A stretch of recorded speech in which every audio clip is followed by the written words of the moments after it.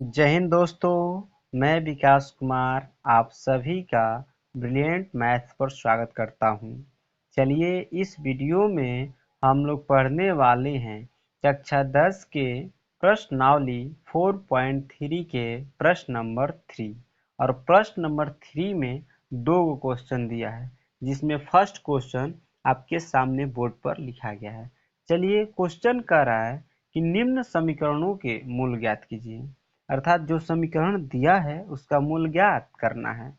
तो सबसे पहले इस टाइप का जो क्वेश्चन आता है और बोलेगा मूल ज्ञात करने के लिए, तो सबसे पहले इसको द्विघात समीकरण में चेंज करते हैं, उसके बाद इसका मूल ज्ञात करते हैं। तो चलिए देखिए, ध्यान दीजिए, यहाँ पर कुछ नहीं है बट्टा में, तो बट्टा में क्या होगा एक, यानी एक और एक्स का एलसीएम निकालेंगे तो कितना आ जाएगा हमारा, एक्स हो जाएगा। यहाँ पर बट्टा में कुछ नहीं है तो एक है, लिखिए दे रहे हैं। एक से एक्स में भाग देंगे, एक बार एक्स बार में, और एक्स में गुणा करेंगे, एक्स स्क्वायर माइनस एक्स से भागा देंगे तो एक्स कट जाएगा एक बार में, एक एक में गुणा करेंगे एक बराबर तीन। आप देखिए यहाँ लिखेंगे, तिरछा तिरछी गुणा करेंगे तो एक्स स्क्वायर माइनस एक बराबर कितना आ जाएगा, 3x आ जाएगा। और 3x को इस साइड लेकर आ जाएंगे, x square minus 3x minus एक बराबर में क्या हो जाएगा, 0। इधर कुछ नहीं बचा क्योंकि 3x को इस साइड लेकर आ गए, क्या बचा है, कुछ नहीं बचा। अब ध्यान देंगे तो द्विघात समीकरण के रूप में आ गया है, तो यहाँ से लिखते हैं ए बराबर मान कितना हो जाएगा, एक। एक्स स्क्वायर के साथ गुणा में कुछ नहीं है तो क्या रहा होगा, एक। तो यहाँ पर ए का मान क्या लिखेंगे, एक। बी बराबर -3 और सी बराबर -1। सी क्या होता है, अचर पद होता है, पहले से हम लोग जानते हैं। अब निकालेंगे डी बराबर फार्मूला होता है बी स्क्वायर माइनस 4ac। तो बी के मान -3 का स्क्वायर माइनस 4 गुणा एक गुणा सी का मान कितना है, -1। -3 का स्क्वायर करेंगे 9, और माइनस माइनस में गुणा कर देंगे प्लस, 4 एकम 4, 4 एकम 4, यानी कि 9 4 13, यानी कि डी का मान कितना आ गया, 13 आ गया, अर्थात मूल का अस्तित्व है। तब लिखेंगे द्विघात सूत्र से, द्विघात सूत्र से। देखिए एक बार समझा दे रहे हैं आप लोगों, देखिए इस क्वेश्चन में डायरेक्ट कह रहा था ना कि जो समीकरण दिया गया है इसका मूल ज्ञात करना था। यहाँ पर शर्त नहीं रखा था कि पूर्ण वर्ग विधि से बनाना है, कि द्विघात सूत्र से बनाना है, कि गुणनखंड विधि से बनाना है। जब कोई शर्त नहीं देगा क्वेश्चन, तो जिससे आपको आसान पड़ता है उसी से ज्ञात कर लेना है। ठीक, चलिए ध्यान दीजिए, तो हम यहाँ पर द्विघात सूत्र से ज्ञात कर रहे हैं। तो लिखेंगे x बराबर, फार्मूला होता है -b plus minus under root D. बार बार समझा रहे हैं, यहाँ पर d क्यों लिख रहे हैं, क्योंकि d बराबर फार्मूला क्या होता है, बी स्क्वायर माइनस 4ac। इक्वस्ट में बी स्क्वायर माइनस 4ac कोई कोई लिखता है, तो बी स्क्वायर माइनस 4ac और d दोनों आपस में क्या होता है, बराबर। इसलिए यहाँ पर क्या लिख दिए, डायरेक्ट d लिख दिए। अब बट्टा में कितना लिखते हैं, 2a लिखते हैं।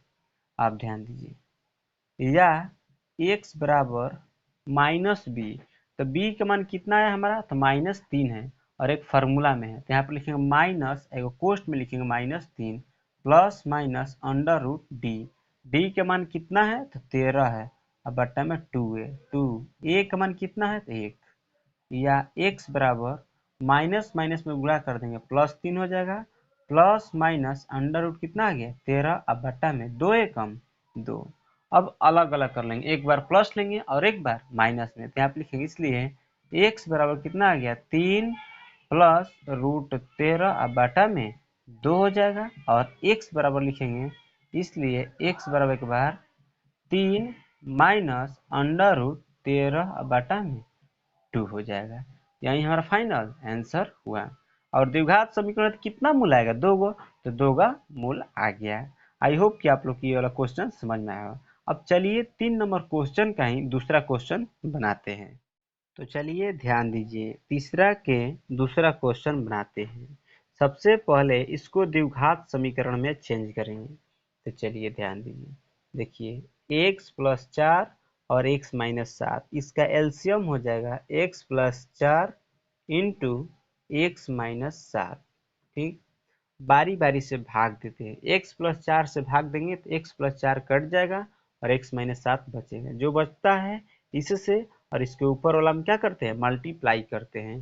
तो x माइनस 7 से और 1 में मल्टीप्लाई अर्थात गुणा कर देंगे तो कितना आएगा x माइनस 7। यहाँ पर माइनस है तो माइनस लिख देंगे, यहाँ पर कोष्ठ में लिखेंगे। x माइनस 7 से भागा देंगे तो x माइनस 7 कट जाएगा, x प्लस 4 बचेगा। तो यहाँ पर लिखेंगे x प्लस 4 हो जाएगा। अब बराबर में कितना है 11/30 है। अब ध्यान दीजिए x माइनस 7 और माइनस जो होता है अपने आगे का साइन क्या करता है चेंज करता है, प्लस है तो माइनस और माइनस है तो क्या करता है प्लस।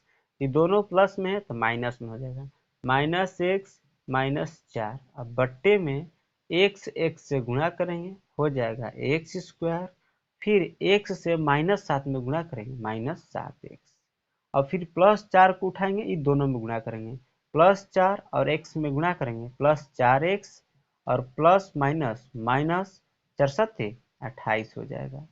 यहाँ पर माइनस एक्स और प्लस एक्स कट जाएगा, क्योंकि हम लोग जानते हैं कि प्लस माइनस कट जाता है कब, जब बराबर रहता है तब। बराबर में कितना हो गया 11/30 हो जाएगा।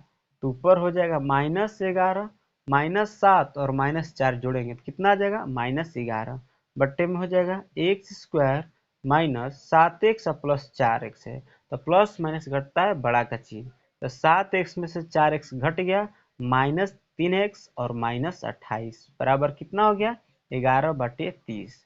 और एक बात आप लोग को बार बार समझाते हैं, एक बात नहीं जिसको नहीं समझ में आया फिर ध्यान दीजिए, बराबर के इस पार और उस पार रहेगा तो कटा सकते हैं कब, ऊपर ऊपर और नीचे नीचे कटने लायक रहेगा तब। यहाँ पर ध्यान देंगे 11 है और यहाँ पर कितना है 11, यहाँ पर 11 एकम 11 और 11 एकम 11, लेकिन माइनस लग जाएगा, यहाँ पर माइनस एक बार में कट जाएगा। अब क्या करेंगे तिरछा तिरछा मल्टीप्लाई कर देंगे।